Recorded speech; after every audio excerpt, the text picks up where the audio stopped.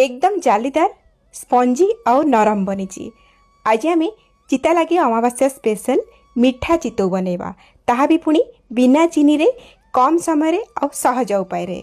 जदि आपण आगुरु केबे भी चितौ पिठा बनै नाहांती, प्रथम थर बनाउछंती, ग्यारंटी देकी कहूची गोटे थर रे परफेक्ट बनैबे। पिठा देखिबाकू उपरु जेतिकी सुंदर दिसुची, खाइबाकू मध्य सेतिकी स्वादिष्ट रहितिला। आउ पिठा भितरर टेक्सचर देखिके एठी आपण माने जान पारथबे जे पिठा केते परफेक्ट बनिथिबो। एई भलिया कळिया कळिया चितौ पिठा बनिया पई वीडियो को संपूर्ण देखंतु। वीडियो भल लागिले लाइक करिवे, शेयर करिवे। चैनल रे जदि नुआ ताहले प्लीज सब्सक्राइब करनेबे।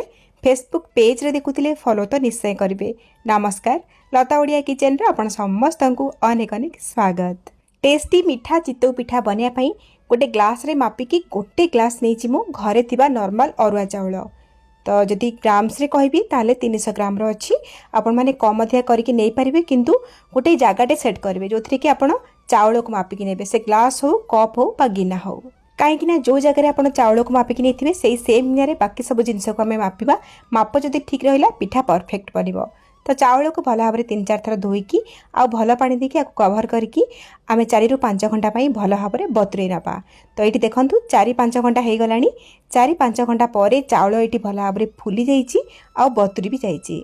एबे आम चाउल को पुणी थे भल धोईकी गोटे जाली को छाणी नवा, जो कि एक्सेस पानी चाउल जहाँ थी से तलू को चली आसो। एमती करने द्वारा पानीर भागमाप आपण मैंने ठीक भाव में देपारे बा जानीपारे, कन्फ्यूज हेबेनी। एबे आम बतुरा चाउल को मिक्सी जार रे देदेबा। आउ से सेम ग्लास रे मापिकी आधा ग्लास नेछि मु नडिया कोरा, जहाँकि छोट फाळे नडिया को मु कोरिकी नेछि। गोटे ग्लास चाउल पई आधा ग्लास नडिया कोरा। एबे आमे बास्ना पे 2टा गुजराती को चोपा बाहर करके केवल मंजी को दबा। आउ एथरे बाटिया पई आमे व्यवहार करबा क्षीर। आपण माने पानी भी दे परिबे क्षीर जगह रे। सेही सेम ग्लास रे मापिकी आधा ग्लास नउछि मु क्षीर। पाखापाखि क्षीर एठी 150 ml रो अछि। आउ कंचा क्षीर बा सीझा क्षीर आपण जहाँ भी एठी नै पारिबे।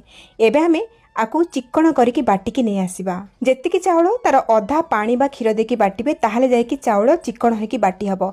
बाटिला बेले अत्यधिक पानी बा क्षीर देकी बाटिबेनी। तो देखंतु केते चिक्कणिया करिकी मुठी बाटी नैछि।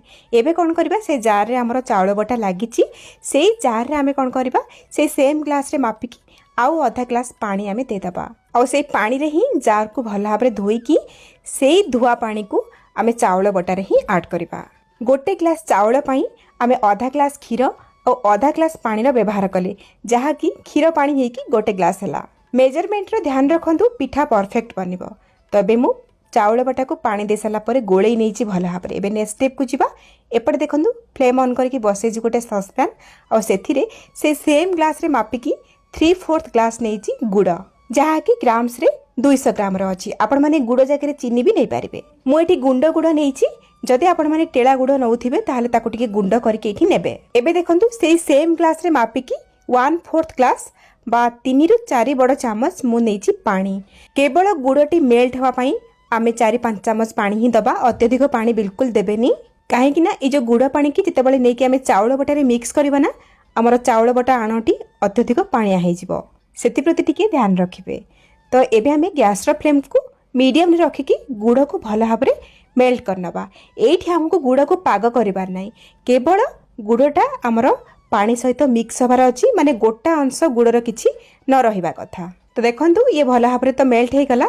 आठो अधिका फुटेबा दरकार नै। एबे गरमा गरम गुड़ पानी को आमे गोटे जाली सहायता रे छाणी नबा से चाउल बटा उपरे। जेहेतु आमे गरमा गरम गुड़ पानी को चाउल बटारे ढाळुचे, लम्स हे पारे, सेति सांगे सांगे आपण माने गोळेई नेबे।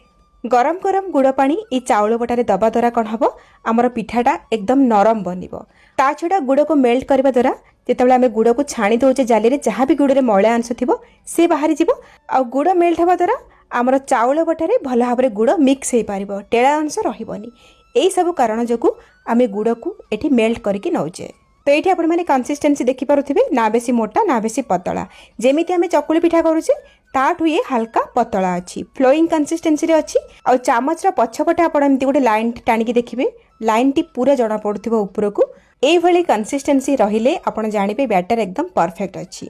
आमर बैटर जदि अत्यधिक मोटा बा अत्यधिक पतला हो गला ताहले पिठा परफेक्ट बनिबनी। एबे हम याको साइड रे रखिबा। जिबा नेक्स्ट स्टेप को एपटे फ्लेम ऑन करके गोटे कड़ाई बसीची, कड़ाई रे 2 चामच गुआ घिया देकी गरम करिबा। घिया गरम हो गला परे सेथिरे 2 बड़ चामच कटा हेतिबा नडिया देदबा। ଆଉ ମିडिୟମ फ्लेम नड़िया को हल्का टिके कलर चेंज होला पर्यंत भाजी नबा।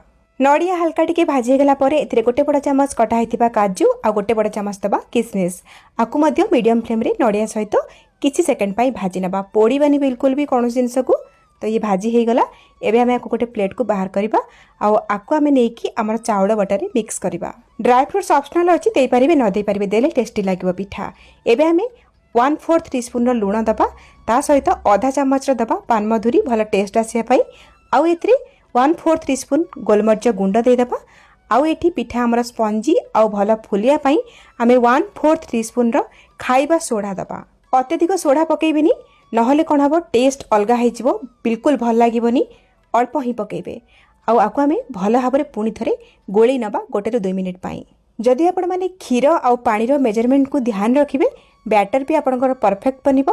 बैटर जदि ठीक बनिला पिठा मध्य परफेक्ट बनिबो। एठी हमर पिठा करिया पई बैटर एकदम रेडी। तो देखंतु पिठा करिया पई एपटे मु नेछि गोटे लुहा कड़ी।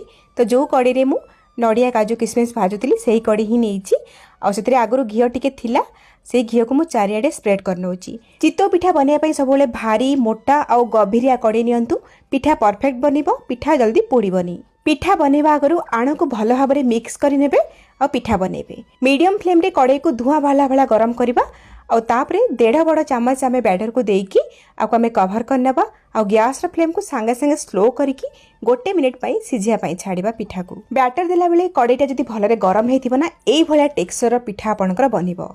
लो फ्लेम रे 1 मिनिट सिझिला परे देखंतु पिठा केते सुंदर भाव में फुलीची आउ केते जालीदार बनिची। कलर देखंतु केते परफेक्ट आसी। पिठार ऊपर को छुईकी देखिबे टाण लागिबो आउ नहले तो एमती गोटे टूथपिक इनसर्ट करके देखिए टूथपिक रे किछि लागु नथिबो जानबे पिठाटी भल भाव में सिझी जाइछि। तो काढ़ी आनिबा। चितो पिठा जेहेतु उल्टेबा दरकार नाही। प्रथम पिठाटी हो गला। सेकेंड पिठा बनैबा आगु अत्यधिक तेल लगेबा दरकार नहीं। हल्का टिके ब्रश रे तेल को लगेबा तापरे कड़ाई को भलरे गरम करके आमे बैटर रु 1 ବା 1.5 बड़ चामच देदेबा। और ये चितो पिठा गुड़िक बनैला बेले पानी बा ओदा कपड़ार बिल्कुल भी दरकार ही पड़िबनी। अत्यधिक बैटर दियंतुनी। छोट छोट पिठा बनातु। बड़ बड़ पिठा यदि बनैबे ना पिठा सिझिया पई टाइम लागिबो हुए तो पिठा तळु पोड़ी जाई पारे। ए चितो पिठा बनैया पई आमे क्षीर आउ गुड़र व्यवहार करछे सेति पई पिठा तळु पोड़ी जिवार बहुत चांस थाए। सेति पई पिठा को छोट छोट करके बनातु और पिठा को घोड़े की लो फ्लेम रे 1 मिनिट पई सिझांतु। पिठा तळु पोड़ीबनी एकदम परफेक्ट बनिबो। वीडियो रे दिया सब छोट छोट टिप्स को आपण माने फॉलो करंतु। पिठा बनातु। केमिति लागिला आपनक अनुभूति मो सहित शेयर करंतु। ताले आज पई रहउची पुणी आसीबी आ गोटे नुवा रेसिपी नेकी। से पर्यंत रहली नमस्कार बाय जय जगन्नाथ।